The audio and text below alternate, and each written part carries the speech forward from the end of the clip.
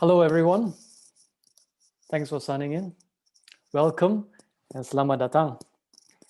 My name is Soon Hoe, and I'm with Climate Governance Malaysia. Climate Governance Malaysia is the Malaysian chapter of a World Economic Forum initiative, the Climate Governance Initiative, to promote climate awareness and action in company boards. The Malaysian chapter was the second in the world and the first in Asia. Addressing the climate crisis is not just about addressing our CO2 emissions. We need to be holistic in our approach if we are to be effective.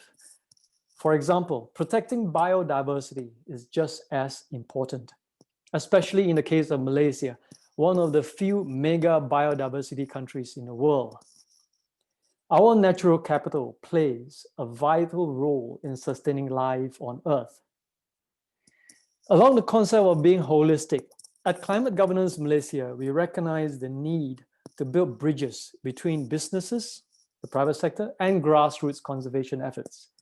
We need to work together using our respective expertise and resources to build a sustainable future for us all. You simply cannot clap with one hand. Today, we showcase 3 extremely committed Malaysian NGOs.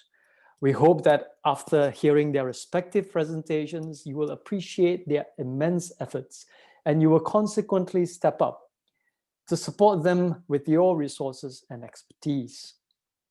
We have PONGO Alliance, an NGO of wildlife conservation scientists based in the state of Sabah in Malaysian Borneo. They work with plantation companies in the protection and conservation of the iconic and endangered orangutan within oil palm and fragmented forest landscapes. What? Oil palm and orangutans, you ask? Stay on to find out more. Then we will have Malaysian Nature Society, MNS, one of the oldest nature-focused NGOs in Malaysia. MNS will present one of their long-term projects in conserving what I personally consider a natural wonder of this world, the hornbills of Belum Temenggong, a vast forested area rich in biodiversity and under threat in the northern and the peninsula Malaysia. Thirdly, we will feature Malaysian Cave and Karst Conservancy, which is a fairly new NGO, having established itself in 2015. But it does comprise very experienced, senior leading cave experts in cave and karst environments. We will get a snippet of their efforts in the study and protection of this delicate and shrinking environment. I guarantee that you will be surprised with some of their findings. Now, please ask your questions in the Q&A box that you will find at the bottom of your screen. We will attend to them after the 3 presentations. This is a 2-part series that Climate Governance Malaysia will present under the theme of the SDGs, Life on Land and Life Below Water.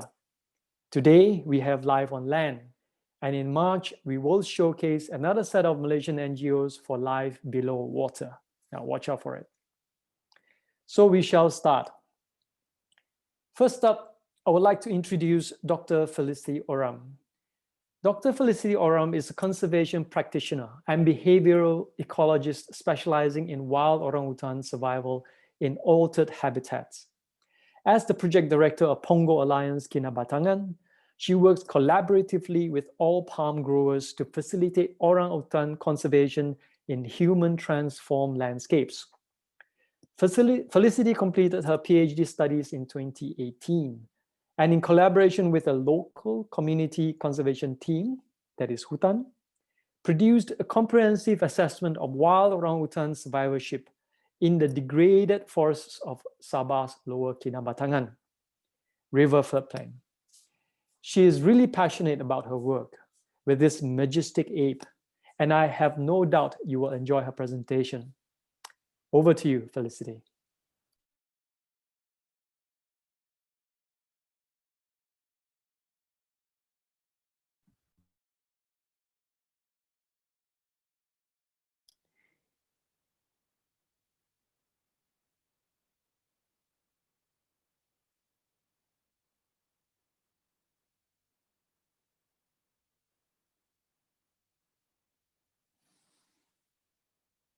Just give us a moment while Felicity fixes a screen. Okay, you're on, Felicity. Hello, I'm sorry I was muted. Thank you for the opportunity to speak with you today about oil palm and conservation of wild orangutans, coexistence across borders. My name is Felicity Oram, and I have a PhD from University Malaysia Sabah. I have been studying wild orangutans like this one for the past 10 years, but I've been working with the species longer than that. I first started working with orangutans up close and personal as a zookeeper, so was able to learn a bit how these very intelligent great apes think. But I always wanted to return to the country where I was born and where orangutans still live in the forest. I did not get that opportunity for a long time until I met a fantastic team here in Sabah, shown in the photo at left, who kindly let me collaborate with them. And now I study orangutans from much further away, but have been able to learn how they live in the forest, like this zoom lens shot of this mother helping her 3-year-old daughter learn how and what to eat and where to find it in the forest. In 2019, I became project director of a new initiative for PONGO Alliance.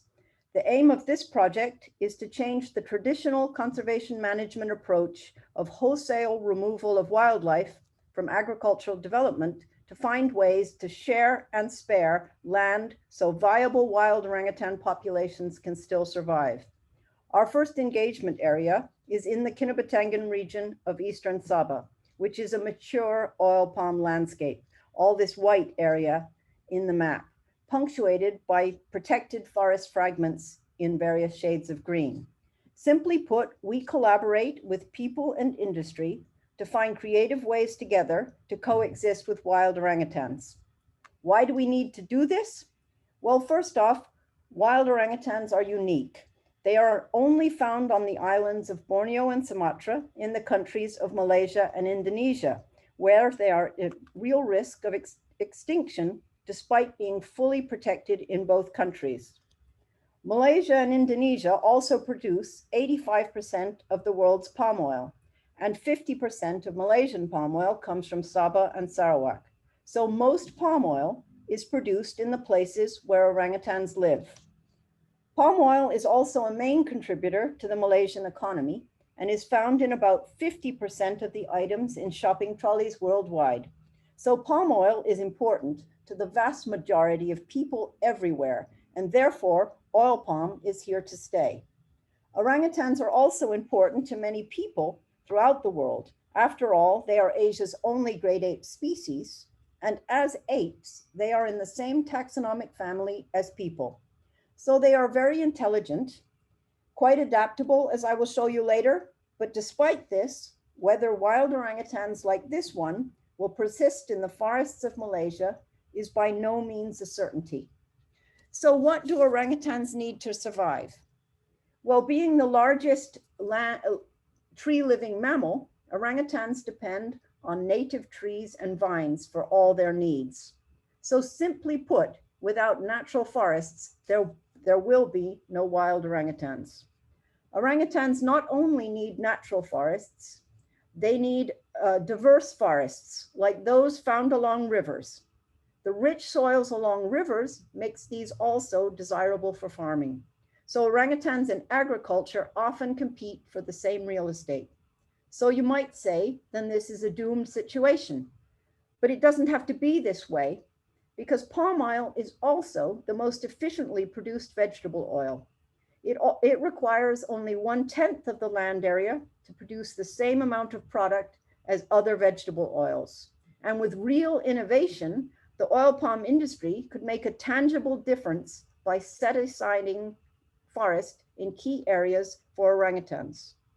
So while this is a talk about orangutans, this is really a concerted call to action for people across sectors. Because the truth is, without cooperation of the largest land administrators today, which is in many places oil palm growers, conservation of viable wild orangutan populations is likely not possible. Let's take a look at the situation. Here is a model of a primary lowland forest along a major river system, prime orangutan habitat as it was 40 years ago along the Kinabatangan River in Sabah. If you did a census survey then, you'd find that orangutans are spread out across the landscape, looking as if they live like completely solitary individuals. And this is in fact what scientists believed until about 10 to 15 years ago. Since then, we've learned, though orangutans often feed on their own, they actually do not live solitary lives at all. Rather, they live in organized communities defined by clusters of related adult females, denoted by these yellow rings. That is, females live on land where they were born and raise their offspring in overlapping communities of maternal relatives, while adult males circulate between the places females and offspring live. But when large areas of forest are cleared and converted to oil palm, like what started in the mid-1980s in Kinabatangan and shown in light green here, not only do you lose habitat outright, you severely disrupt and disconnect the overall local orangutan community as well. Adult males, being more nomadic anyway, will move away from disturbance if they can. But when adult females and immature animals lose their ancestral home, many are killed outright as part of the land clearing process, or starved due to rapid loss of natural resources, or are moved or killed as intruders, even if merely spotted near farmed areas. So you might then ask, why do we have any orangutans left in the Kinabatangan region at all? Well, in 2005, in a visionary move, the Sabah government gazetted remaining larger blocks of forest, even though they were no longer connected, into protected areas, denoted by the orange rings in this diagram. This protected further wholesale losses of females and young orangutans for the lucky few. But by this time, at least 80% of orangutans in the region had lost their lives. However, our long-term study has found orangutans within the protected but somewhat degraded forest fragments are actually doing well. And this is good news, and also surprises many scientists and wildlife managers. But the truth is, we're still losing orangutans at the overall landscape or community level. And though at a much lower rate than before, so we're not really in an entirely hopeless situation, but it's still a major wake-up call. Before this PONGO Alliance project, we didn't really know much about what orangutans were doing outside the protected forests. So in the first year of this new project, we went to look. And what we found surprised even me, as I'm a firm believer that orangutans had to be using the wider landscape.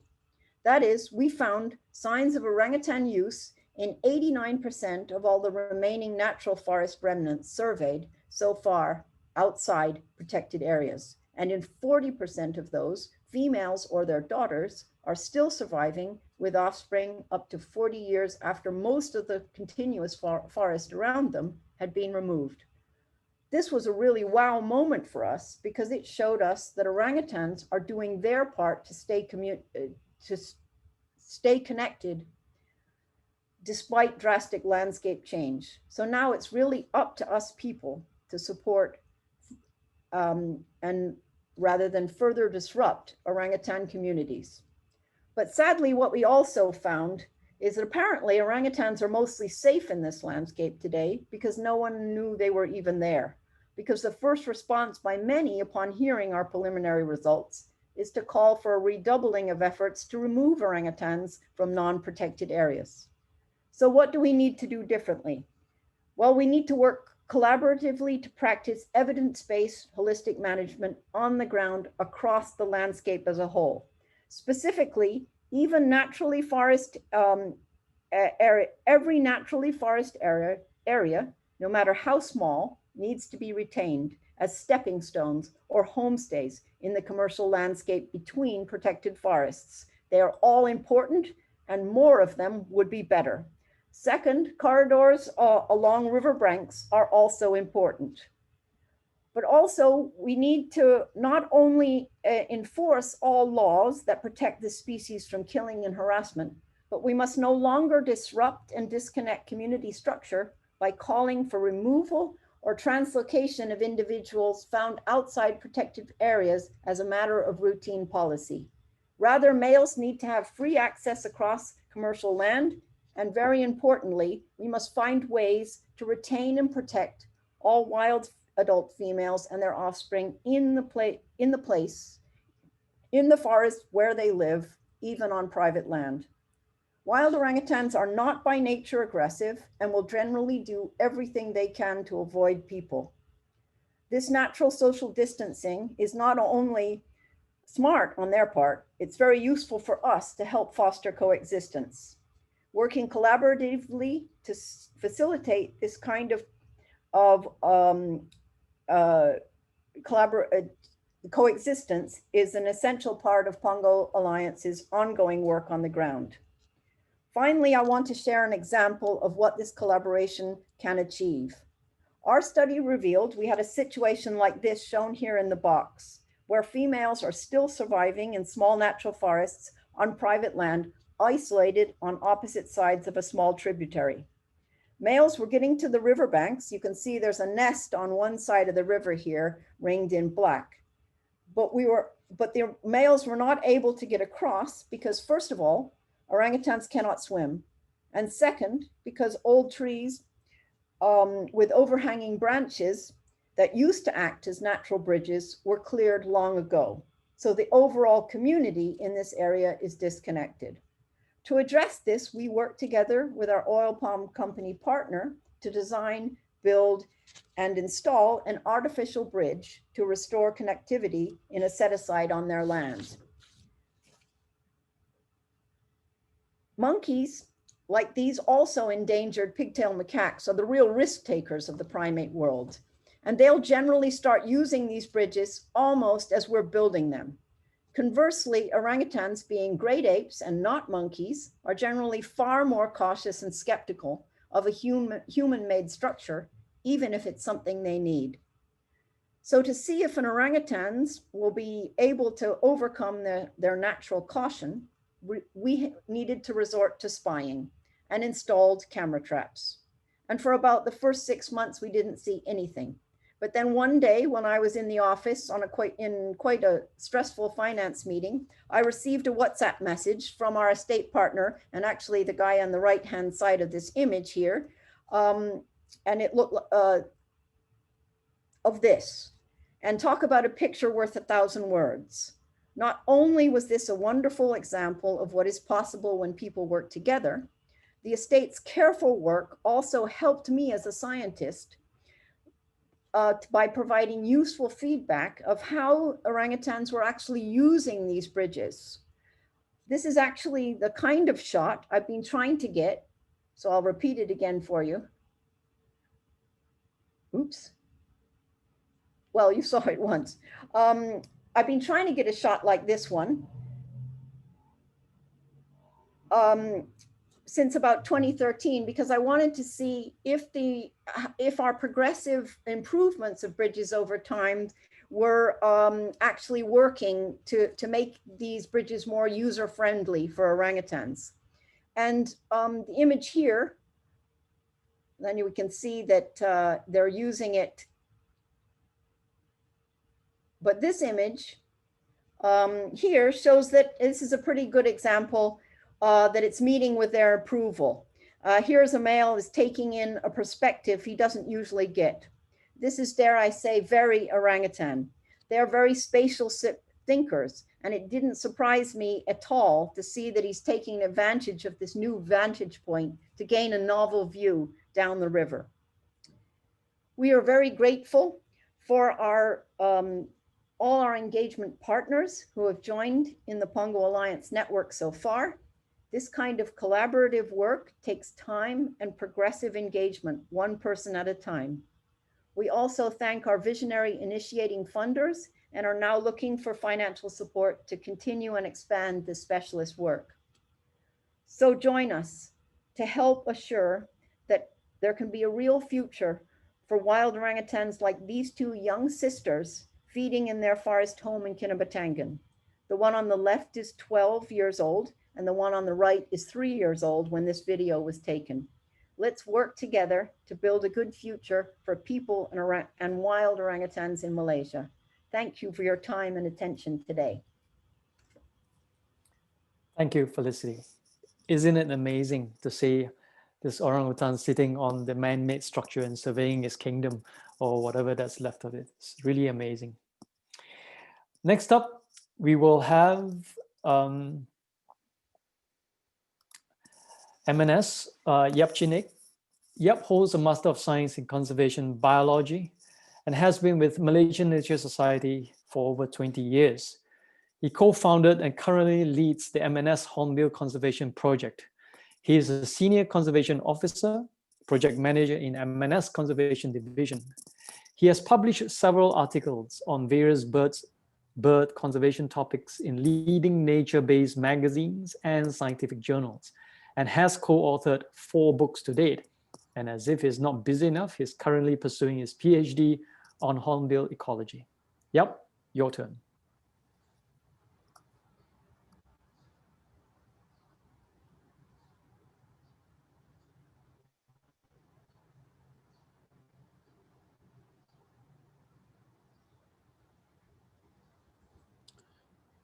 Thank you, Climate Governance Malaysia, for this opportunity. Hello, my name is Yeap, and I work for the Malaysian Nature Society. Now, hornbills are one of the most fascinating birds on our planet. They live extraordinarily secret lives in our tropical rainforests, and today they are in trouble. Now, let me take you on a short journey into a hornbill's realm in Malaysia, to a place where we call Belum Temenggong.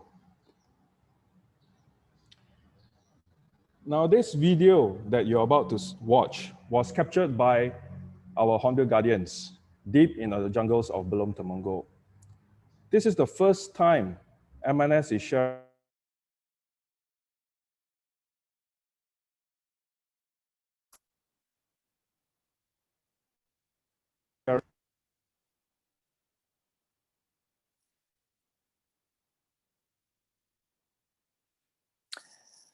There appears to be a small technical glitch with Yap's presentation. Just give him a moment to come back on audio. Animals are very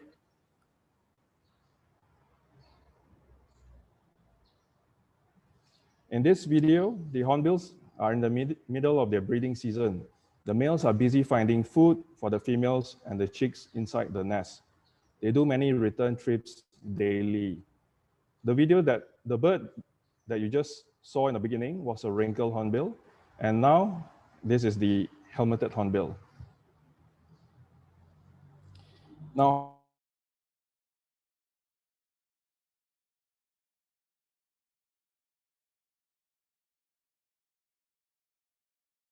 sizes, but they share a common trait in which they all have horns or casques. In their forest domain, hornbills are hard to see. They're very secretive. But when they fly or call, that is when you know they're in the area. Now, Malaysia has 10 hornbill species. This is 1/3 of the total number of species found in Asia. And this distinction makes Malaysia a very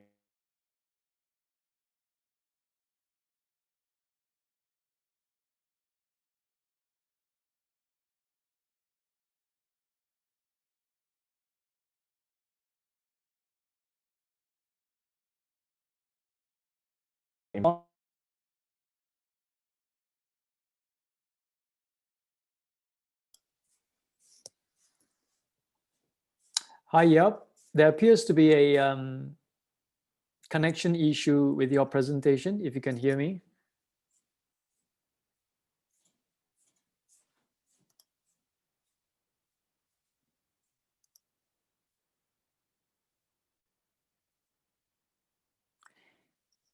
Okay, we apologize for that connection issue.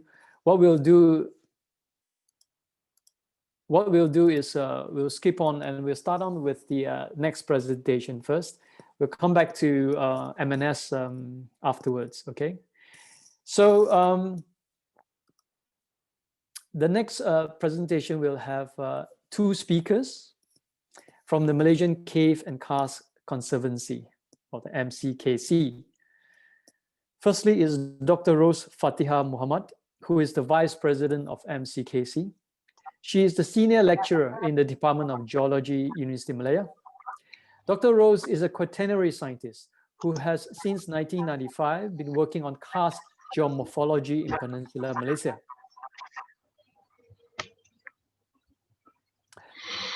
Her current research involves collaborative work on cave sinkhole mapping, karst quaternary paleontology, and paleoclimate.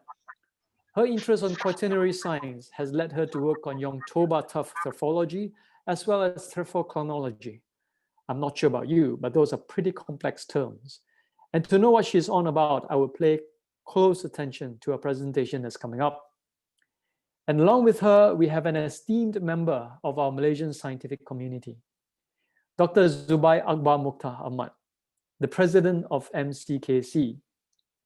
For more than 33 years, until 2017, Dr. Zubaid taught and conducted research at University Kebangsaan, Malaysia.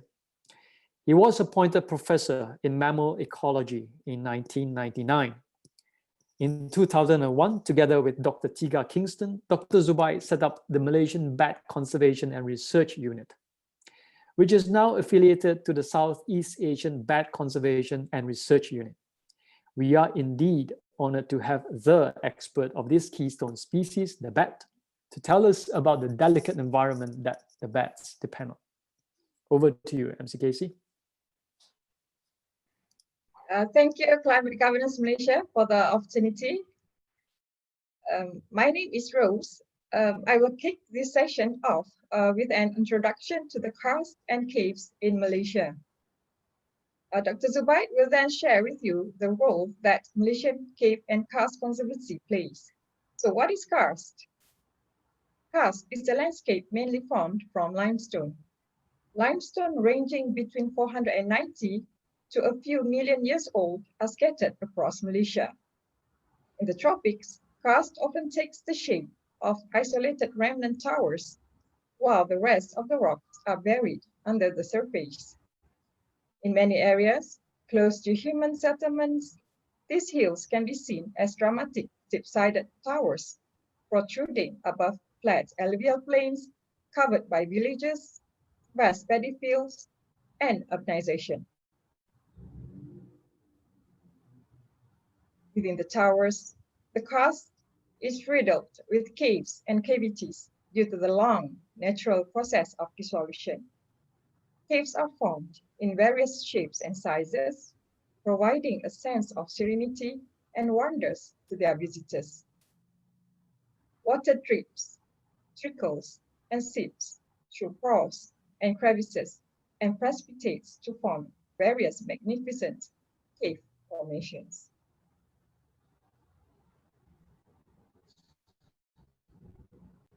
The isolation of the hills as islands in the landscape has allowed many endemic species of fauna and flora to evolve and thrive, forming a rich biodiversity even on a single karst hill. The heart-shaped fern is endemic to Peninsular Malaysia, meaning they are not found anywhere else in the world. Caves shelter animals such as fungus gnat larvae, reticulated python, long-legged centipede. Trapdoor spiders are considered living fossils, thought to have evolved from 300 million years ago. Others include the spiny millipede, which can only be found in caves, scorpions, and even pseudoscorpions.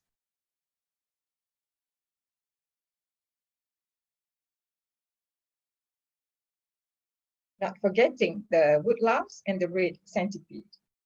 Within the dimness of the caves, other fauna also thrive, such as insect-eating bats, which eat and control insect pests, and fruit bats, which are important pollinators and seed dispersers of economically important fruits such as durians. If there are no durians, if there are no caves, there are no bats. If there are no bats, there will be no durians. There are also pollinators of another Malaysian favorite fruits, which is Fatihah, also known as bitter beans. For fauna that prefer the brighter side are boreal snakes, insects such as beetles and moths, as well as jumping spiders can be found. Moving back in time, caves often act as vaults for important scientific materials and are of great ecological importance. Among others, a cave in Lenggong, Perak was the resting ground of the first discovered Paleolithic complete skeleton in Southeast Asia, the 11,000 years old Perak man. Then, there is the first ever discovery in Malaysia of the fossil tooth of an extinct ancient elephant that used to live on Earth 11 million years ago, the stegodon.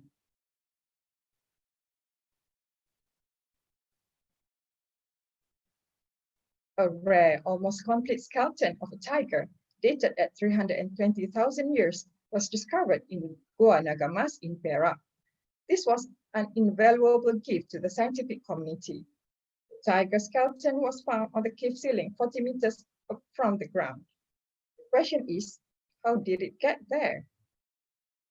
Others are orangutan tooth fossils, as well as extinct fauna that can help with answering pertinent research questions, such as evolution, habitat changes, and migrations of mammals in this part of Southeast Asia during the Quaternary. Not stopping at that, stalagmites preserve the record of atmospheric conditions during their growth over thousands of years.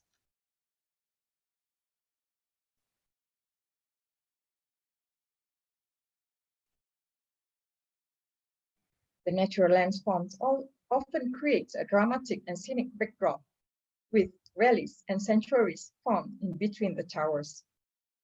Some caves function as sacred sites for Buddhist and Hindu worshippers, such as at Batu Caves, where it is also famous for the Thaipusam festival. Caves are also important for outdoor activities such as rock climbing, hiking, educational caving, jungle trekking, where the public can learn new information about this unique ecosystem.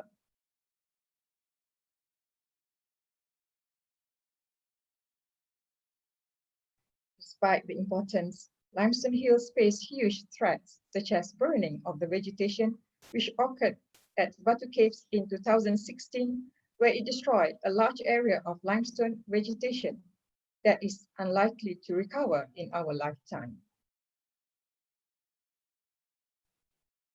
Other than that, quarrying and forest clearing also might cause species extinction because not every hill holds the same species. Flora and fauna of limestone hills have specific adaptations, which restricts their distribution to specific sites. This is an aerial shot of Perak, where we have a huge concentration of limestone hills. Fortunately, this is also where many of these beautiful hills are being destroyed through quarrying.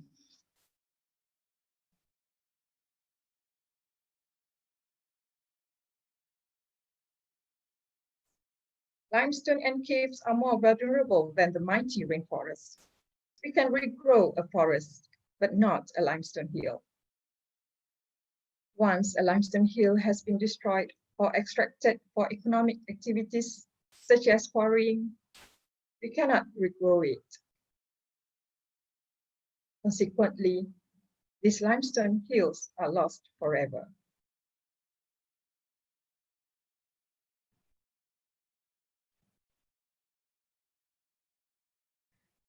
Encroachment right to the foothills with no concern for buffer zones is worrying.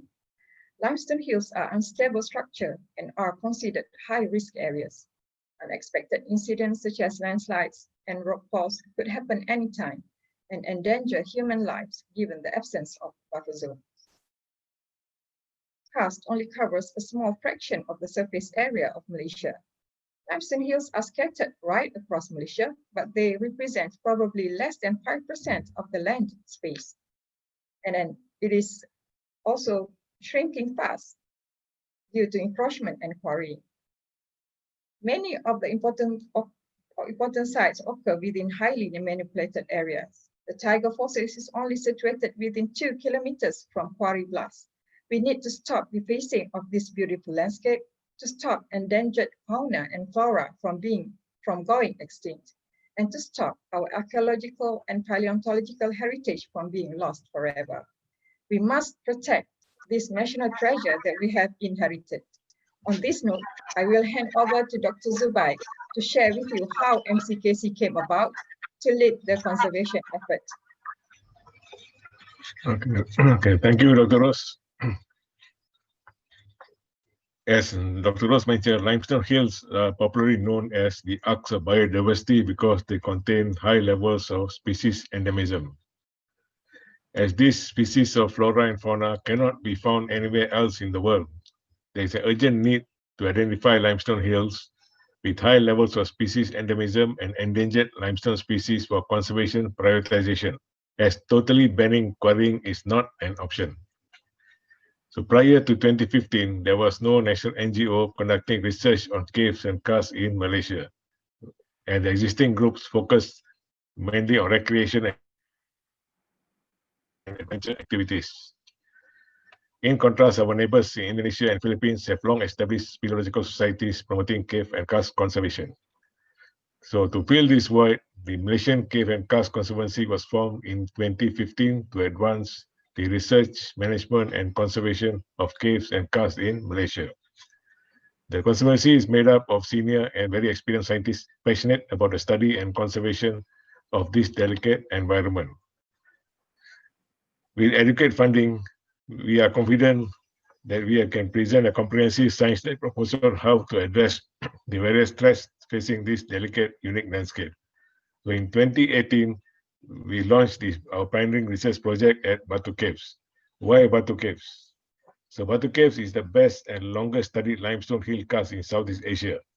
Unfortunately, there's been significant human activities around Batu Caves, but the impacts of these are still unknown. As we can see, Batu Caves is isolated in a heavy urbanized landscape and is visited by about 2 million visitors and thousands of tourists annually.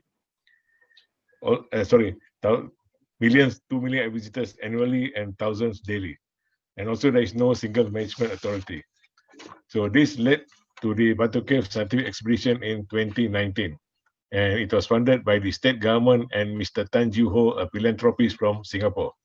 So it took a holistic approach where all stakeholders, especially local community, were involved. Because conservation only works if the local community is involved, as destruction is normally caused by outsiders.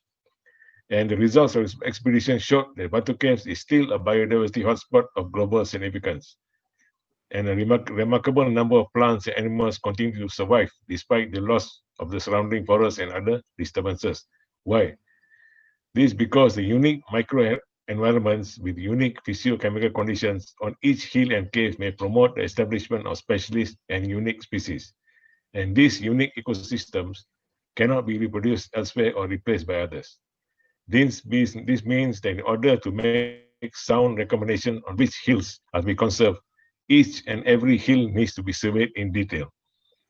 However, surveying is time-consuming and needs substantial funding. So now we are seeking funding for a subsequent project for detailed survey of 2 limestone hills. There is Takun, which is based in a limestone in recreation forest, and Anak Takun, located in the middle of a golf course. And very little work has been done since the 1980s, and urbanization is encroaching. If you're interested in supporting this project, please do reach out to us via our website and social media pages. And as a registered society, MCKC membership is open to all Malaysian citizens who have an interest in caves and karst. So this, you can see the location of the 2 hills. One side is a forest and the other side is urbanization.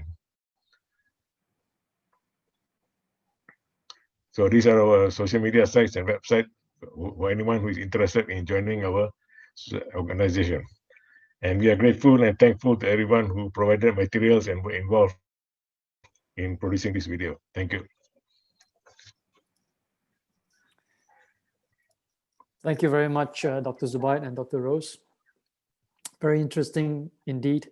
I've always wondered how the trapdoor spider, does its work. It's really, really intriguing. But anyway, we'll talk about that another time. So now we'll try to circle back to the Malaysian Nature Society. So Dr. Zubaid, Dr. Rose, if you don't mind to stop your video and mute, and we'll see if Yeap Chin A can come back on. Yep, okay, let's give it a shot again. Yep, over to you.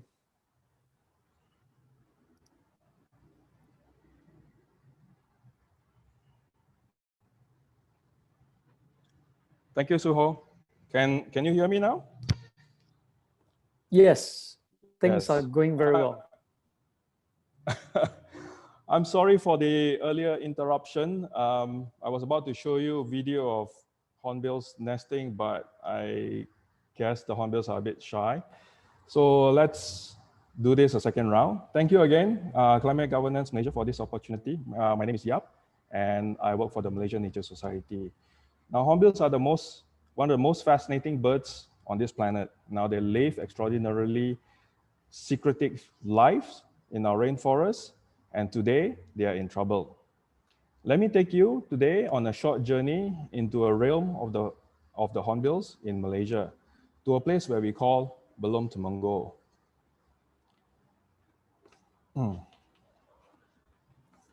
Now, hornbills are one of the most iconic birds in the rainforest in Southeast Asia. They're mostly black and white in plumage. Now, they come in many different sizes, but they all share a common trait. In that, they have horns or casques. Now, in their forest domain, hornbills are very hard to see as they are very secretive. But when they fly or call, that is when you know they are in the area. Now, Malaysia has 10 hornbill species. This is 1/3 of the total number of species found in Asia. This distinction makes Malaysia a very important hornbill country. Now, hornbills are long-lived birds and they pair for life. They have one of the most fascinating breeding behavior among the bird families in the world. Hornbills cannot build or excavate a nest on their own. Not many people know this. They depend on other animals such as woodpeckers to create tree cavities. Once the breeding season starts, the hornbill pair will look for a suitable tree cavity. Then the female enters the tree cavity and starts sealing it with regurgitated fruit bits, feces, to create a wall and a small slit. Now, for the next few months, the imprisoned female will lay the eggs and care for the chicks until they are ready to leave the nest. Now, during this critical period, the male will feed and defend the nest.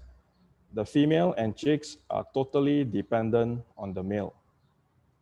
If the male dies during this period, the imprisoned female and chicks will also perish. Now, hornbills love forest fruits, and they consume many different types of fruits in the rainforest. Studies have shown that hornbills eat more than 100 types of forest fruits, including figs. These fruits are vital in providing the necessary nutrients to hornbills. Now, some hornbills, especially the helmeted hornbill, is known to be a fig specialist, which means that they rely heavily on figs for their survival. A large tract of forest will have many fruit trees that can sustain hornbills. A good population of hornbills indicates a healthy forest ecosystem. So large, intact, good forests are vital to hornbills. Now, because hornbills consume a lot of fruits, they also help to disperse seeds far and wide in the rainforest. This is the ecological role that hornbills play, and they are known as farmers of the forest. Now, in Peninsular Malaysia, we have lost at least 3 million hectares of natural forests since 1954. Large forested landscapes in Peninsular Malaysia are under constant pressure of being fragmented and downsized. This does not bode well for hornbills. 8 out of 10 Malaysian hornbills now face the threat of local extinction. Now, the pressure comes from several sources. Forest loss and degradation is the primary threat. Commercial logging, and in some cases illegal logging as well, are shrinking the hornbill's forests. Now, studies on the impacts of logging on wildlife, including hornbills, have shown that logged forests support fewer species of hornbills and numbers. Now, whether the hornbill population recovers or not will depend on several factors.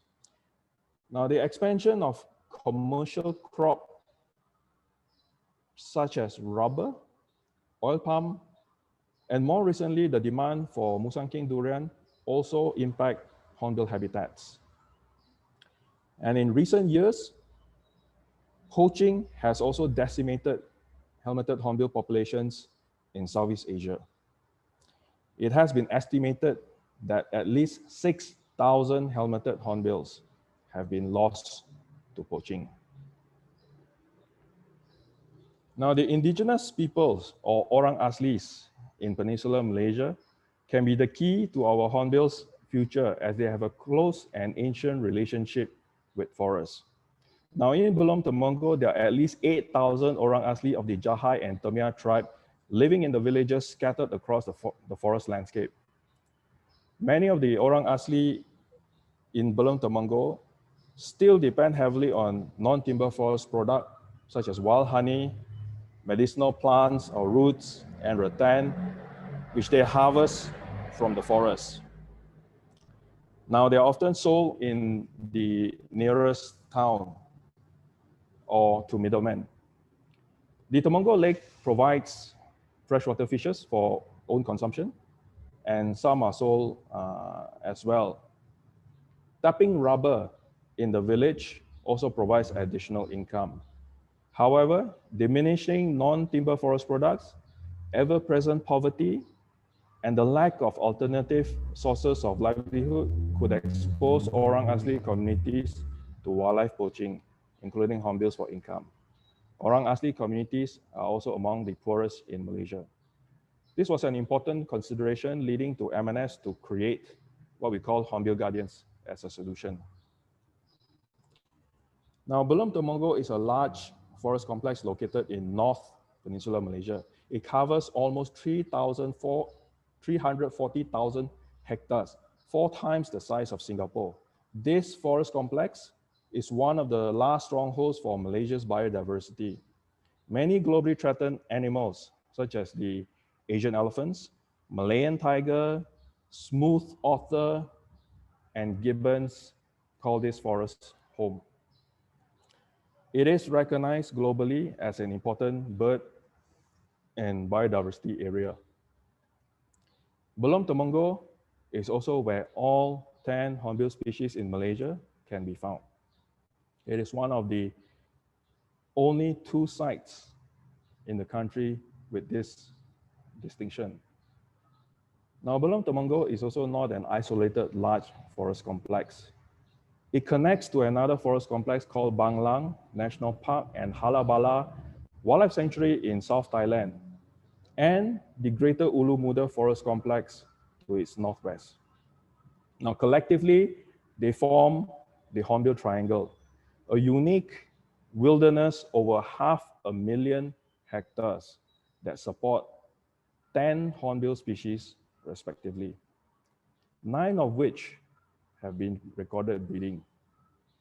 Now, this concept was developed by MNS to draw attention of decision and policy makers in both countries on the need to maintain this large forest landscape as intact as possible to ensure a future for hornbills and other biodiversity. Now, the Hornbill Triangle is also where thousands of the globally threatened plain pouch hornbills can be seen between the months of July and September each year. In Belum Temenggong, over 2,000 plain pouch hornbills flew over its forest in 2 consecutive evenings in 1993. This spectacle occurs nowhere else on Earth. Now, the Malaysian Nature Society has been leading hornbill conservation work in Malaysia since 2004 with limited funding. Now, it was a bold and pioneering step for MNS because hornbills were not a priority species for Malaysia back then. Also, most of them at that point were also not globally threatened. One of the defining features of the project is our work with the Orang Asli communities in Belum Temenggong. They are employed full-time as Hornbill Guardians, working to safeguard hornbills in this forest. Now, as Hornbill Guardians, they are responsible in monitoring the status of hornbills in Belum Temenggong. So they monitor nesting hornbills, they document important nests and fruit trees for hornbills, they record flowering and fruiting patterns of the forest, as well as count hornbills in surveys. The Hornbill Guardians are also local ambassadors of hornbill conservation, reaching out to other Orang Asli to spread the message and collect field intelligence. To our knowledge, they are the only full-time Orang Asli team in Malaysia that specializes in hornbill conservation work. Now, 16 years ago, we barely know how hornbills live in the wild and what is needed to conserve them. Now today, thanks to the Hornbill Guardians, we are learning about their secret lives and how best to conserve them and their forests. In Belum Temenggong, 9 out of 10 hornbill species have been confirmed breeding, many of which were documented for the first time or even the second time in Peninsular Malaysia and even in Malaysia. This feat is yet to be replicated elsewhere in Malaysia. By regularly and consistently monitoring hornbills in Belum Temenggong, we are beginning to understand how they use the forest of Belum Temenggong.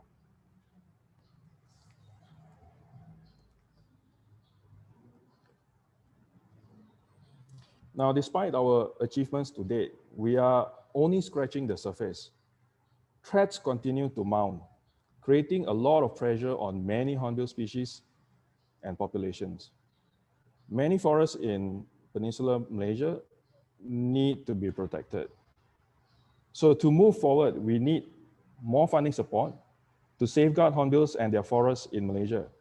With more funding and support, we can work with more Orang Asli in Belum Temenggong and other local communities outside. We can do more surveys and also expand our hornbill monitoring network. We can also work with the government to create hornbill safe havens. Where forests have been degraded, but still support hornbills, we can rehabilitate. Last but not least, we need to put hornbills on our country's national conservation agenda before it's too late.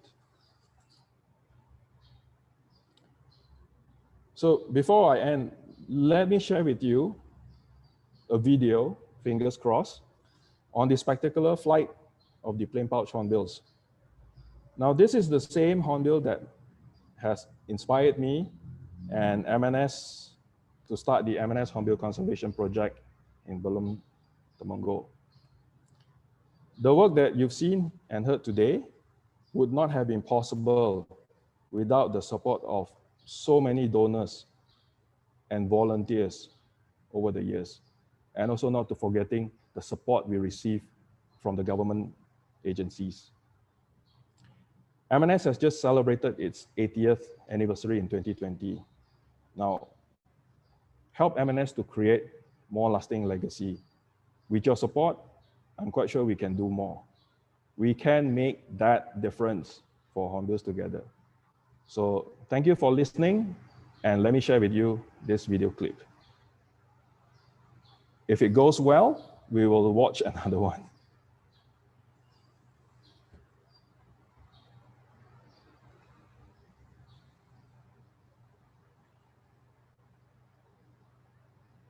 So this is what you see in the evening or mornings at dusk, at dawn, when you monitor plain pouch hornbills at certain locations in Belum Temenggong.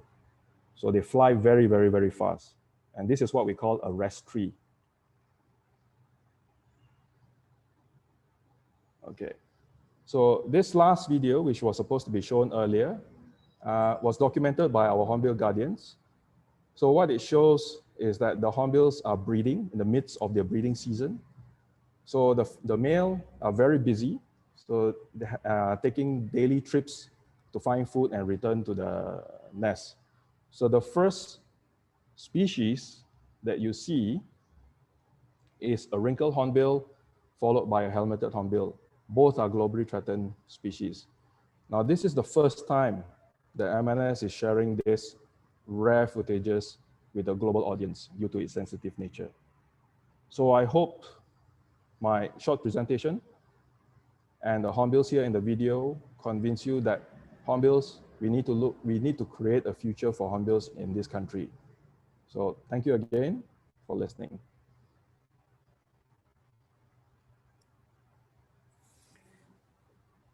Thank you very much, Yeap.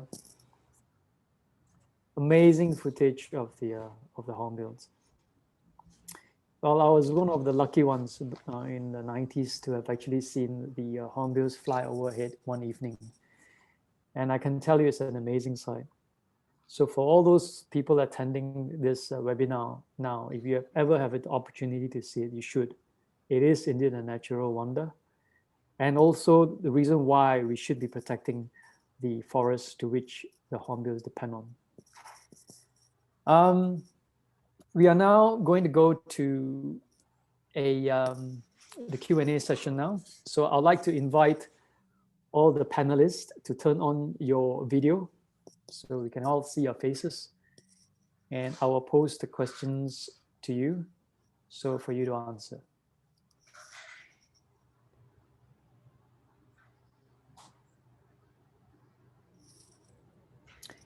So this is one, a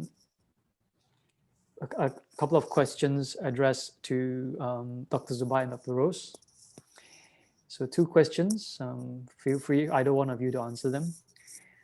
Although we do not have solid evidence to link COVID and bats, the current COVID situation has given, well, a bad name to bats. What can conservationists do to address that link or supposed link? And number 2, what have we done and what can we do to help conserve bat species?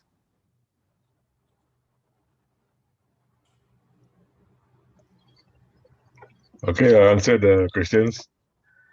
In the case of COVID, first thing you have to understand, all animals carry viruses, including us. So it depends whether it mutates or not. Here, the issue with this, in the case of SARS, Nipah, and so forth, is the spread is due to what we call amplifier host. Because the bats carry the virus, but it doesn't go direct to humans. So in the case of Nipah, because the pig farms were at the forest edge, so when the fruit bats ate the fruit fell in the pig farms, then the pigs ate the fruit, and then the virus jumped to the pigs. Same thing in the SARS.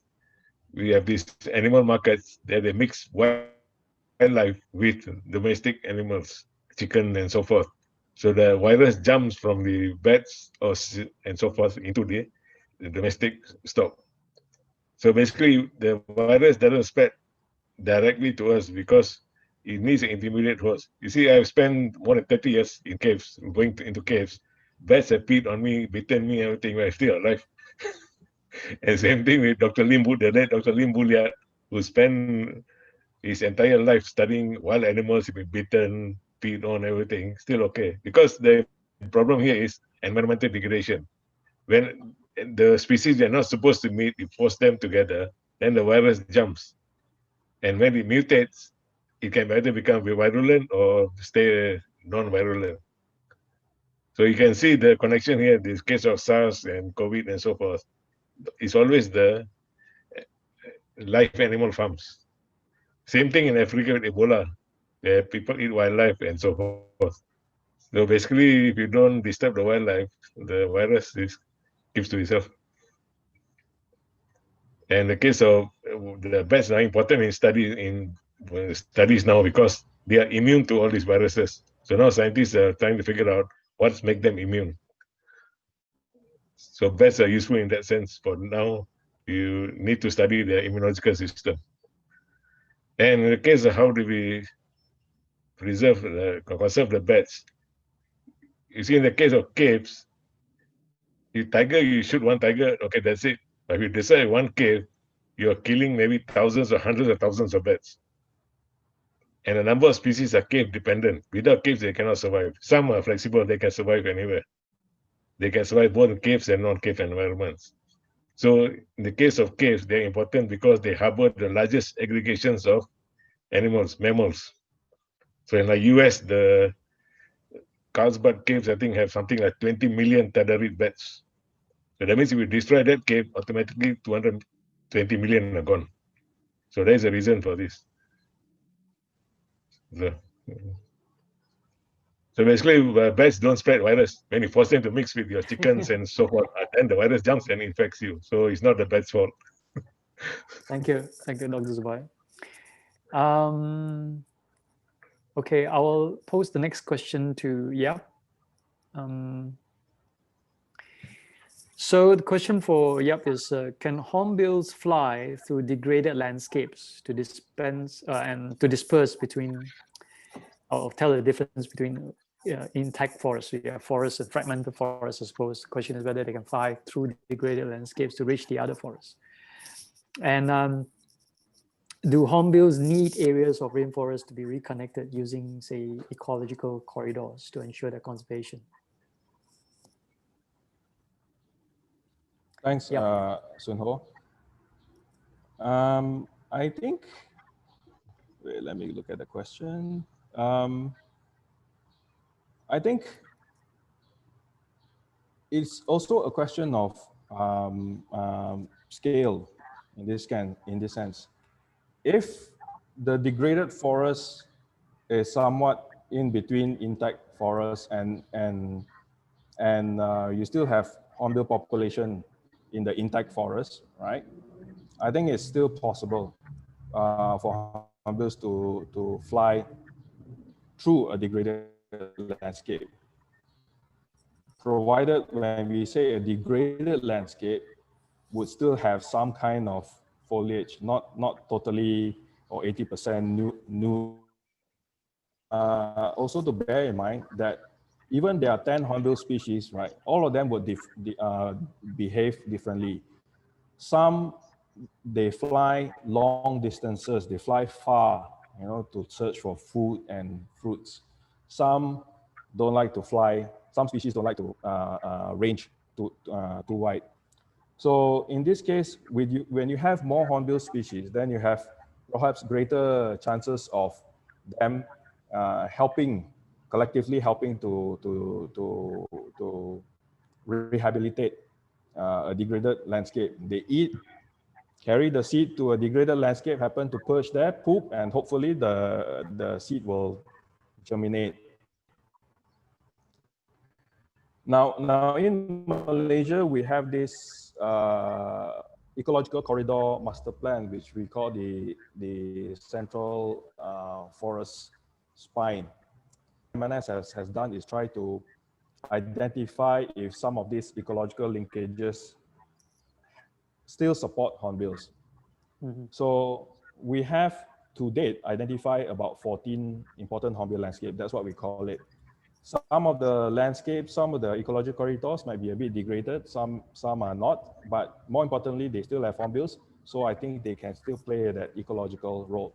But having said that, I think hornbills in general, hornbills and its ability to reconnect ecological corridors would be a fascinating subject for future research and continuous surveys and monitoring. Hope that sort of answers the question a bit. Thanks. Yep. I have a question for Felicity. an attendee has a question for Felicity.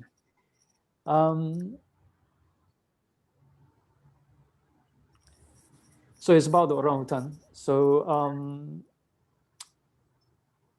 he says that he has seen that it is not a big monkey and it belongs to the human taxonomy. Could you please elaborate on this with a focus on how it resembles or differs from human behavior? Thank you very much for the question.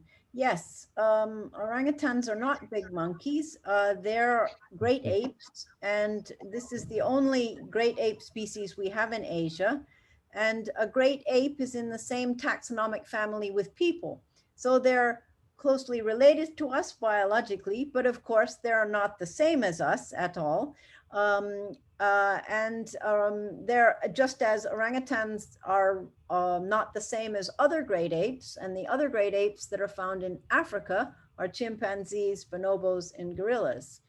And orangutans are very intelligent and very capable of making adaptive behavior. And this is one of the things we see where orangutans are living in landscapes that not too long ago we thought they couldn't possibly live in, where these are areas where forest has been removed, but it's still little patches. And so although the females need to stay in the one patch, the males are moving around, even if it's crossing areas that they've never seen before. And like you saw in the video, the orangutan is able to realize that he needs to use this human-made bridge, but he's never seen along a river, so he's having a look. Whereas lower monkeys and lower primates are perhaps more fixed in their behavior patterns, apes and people have a capacity for flexibility. And this is an advantage to a species in an altered environment. Orangutans are really a bit challenging, actually, as a zookeeper to work with, because they're very self-contained and they don't reach in and sort of want to interact with you very much.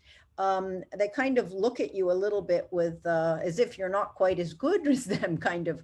And this can be challenging as a zookeeper, but this is also very helpful for them in managing them in situations where they live in close to people, because they really look upon people as something that they need to avoid.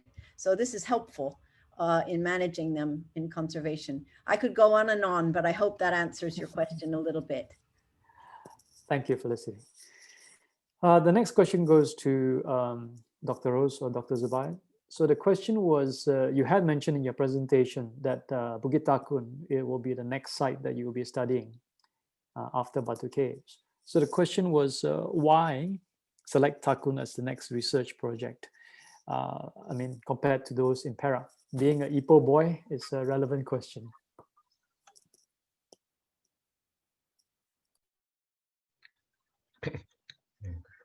Okay, I'll answer that. Initially, we start with Batu Caves, because that is the most well-studied caves we have data since the late 18th century.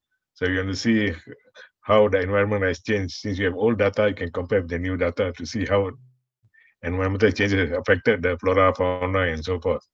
So we started with that. And our next target will be Takun and Takun, because there are only 3 limestone hills in Selangor. So I think Takun and Takun is about 10 kilometers, it's around Templars Park. It's about 10 kilometers from Batu Caves. So those 2 hills also have some previous data.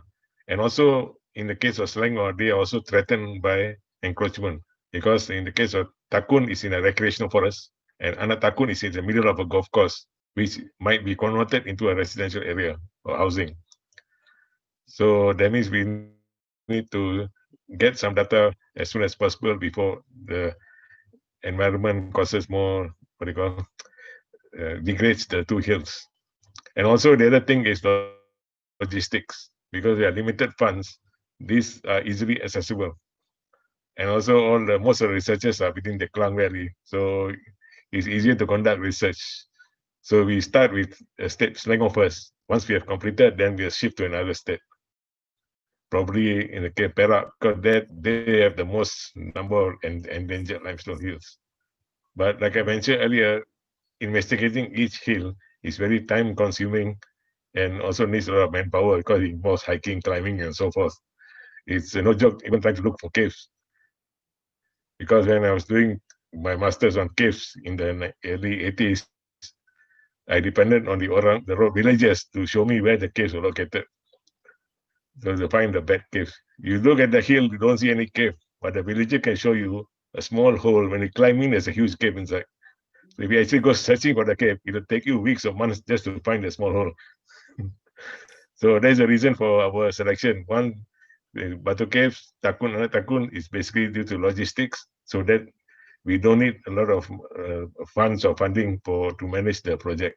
And also it's easier to communicate and get the researchers to join in, because it doesn't cost the researchers much also. Because now with research grants being slashed and so forth, so we can cut costs by cutting down the logistics.